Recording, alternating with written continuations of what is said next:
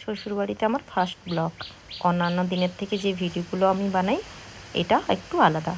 High, কেমন আছো সবাই? Welcome my new blog. আশা করি সবাই ভালো আছো, আমিও আছি। আজকে ভাবলাম শ্বশুরবাড়িতে আমার কেমন দিন কাটছে তোমাদের সঙ্গে একটু শেয়ার করি। তাই ঘুম থেকে উঠেই আগে প্রথমে জানলা খুলে দিলাম, দিয়ে একটু হাওয়া খেয়ে নিলাম, কারণ বাইরের ওয়েদারটা ছিল খুব ভালো, খুব বৃষ্টি হচ্ছিল আজকে, আর ঘুমও ছাড়ছিল না। একটু দেরিতেই উঠলাম, আর আমি একটু দেরিতেই উঠি। তবে আমি রোজ দিন দেরিতে উঠি না, কাজ থাকলে তাড়াতাড়ি উঠে যাই। কোনো দিন আমার একটু দেরি হয়, তবে সব দিন নয়। তারপরে সব কিছু গুছিয়ে ব্রাশটা নিয়ে নিচে যাব, কারণ আমার থেকে সবাই আগে উঠে গেছে, কেউ নেই বাড়িতে এখনও ওঠার মতো। আমি আজকে দেরিতে উঠেছি। উঠে নিচে দেখছিলাম চারধারে পুরো ভিজে ভিজে আর ঠান্ডা ঠান্ডা, খুবই ভালো লাগছিল। অন্যান্য দিন যে এই বেলাতে 7টার সময় রোদ উঠে যায়, গরম থাকে, কিন্তু আজকের দিনটা খুবই ভালো ছিল, কারণ বর্ষাটা নেমে গেছে।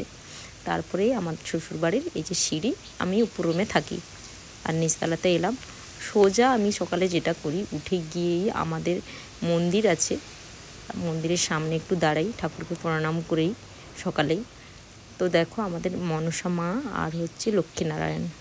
তারপরে আমি যেটা করি রোজ দিন সকালে উঠেই মাত্র, আমি যেরকম মাকে খুঁজতাম আমার বাড়িতে, তেমনি আমার শাশুড়ি মা, ইনিও আমার মা, তার শ্বশুরবাড়িতে এসে সেই অভ্যেসটা থেকে গেছে, এই মাকে আমাকে খুঁজতেই হবে।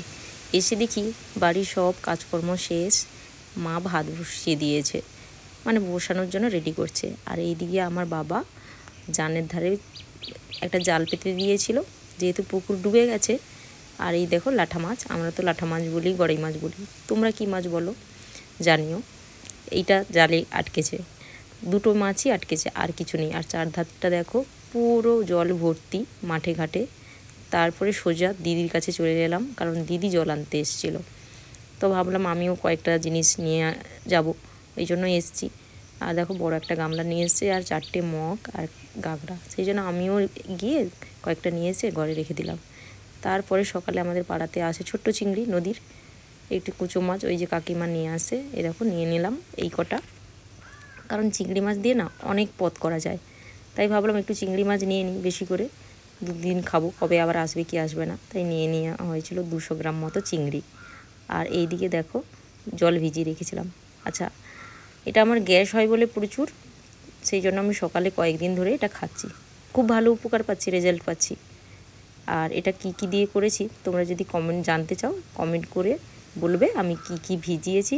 আর দেখো এটা চায়ের মতো লাগছে, তাই 1 গ্লাস খেয়ে নিলাম। অল্প ভিজেছিলাম, এদিকে দিদিও খাবে বললো আর মাও খাবে, সেই জন্য আমি হাফ গ্লাস মতো নিয়ে একটু জল মিশিয়ে খাচ্ছিলাম। আর আমাদের বাড়ির ছোট সদস্য দেখো বিট্টু, ও সব সময় ওর লজ্জা, কাকিমা আমার দিকে ক্যামেরা করবে না, আমার ছবি তুলবে না, আমার ভিডিও করবে, আমার ভালো লাগে না বলে মুখটা নিচে করে রেখেছে দেখো। তো আমি ওকে একটু আদর করে আর মায়ের কাছে 1 গ্লাস জল নিয়ে যাচ্ছি, কারণ আমি এইটা ভিজিয়েছিলাম, ভাবলাম সবাইকে একটু দিয়ে দিই, আর রোজ দিনই করি। বাড়িতে এগুলো খেতে কেউ পছন্দ করে না, আমি, মা আর দিদি খাই, আর বেশ উপকারও পাচ্ছি।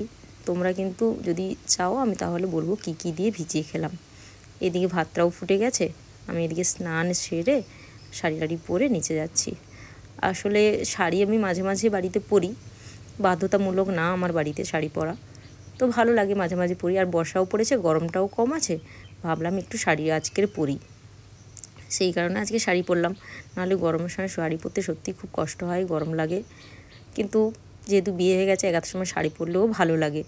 তারপরে এদিকে রেডি হয়ে নিচে যাচ্ছি, আজকের মাকে হেল্প করব। আমি বাড়িতে থাকার সময় পাই না, রান্নাও করতে পারি না বাড়িতে, সেই কারণে। তো এইদিকে আমাদের আগে প্রথমে মা বললো রান্না করার আগে দুপুরে আগে খেয়ে নাও। অনেক দিন পর ঢ্যাঁড়স ভাতে দিয়ে ভাত খাচ্ছি, মানে ভেন্ডি ভাতে, ঢ্যাঁড়স বলি, আবার অনেকে ভেড়ি বলে, অনেকে ভেড়ু বলে, তোমরা কি বলো।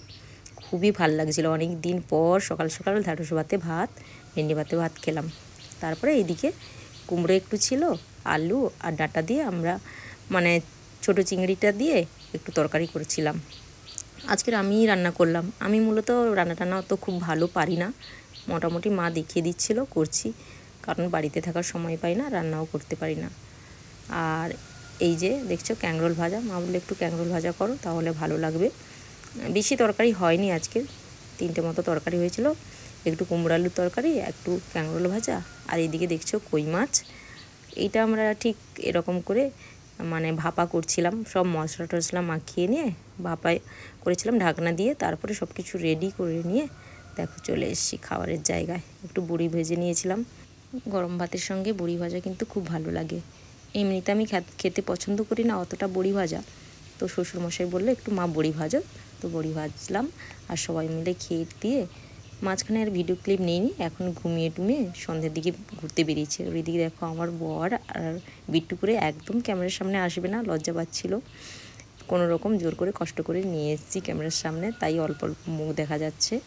তারপরে অনেক দিন আমি কিন্তু সাইকেল চালাতে পারি অনেক বছরই, কিন্তু আমার ভয় লাগে, আমি চালাই না।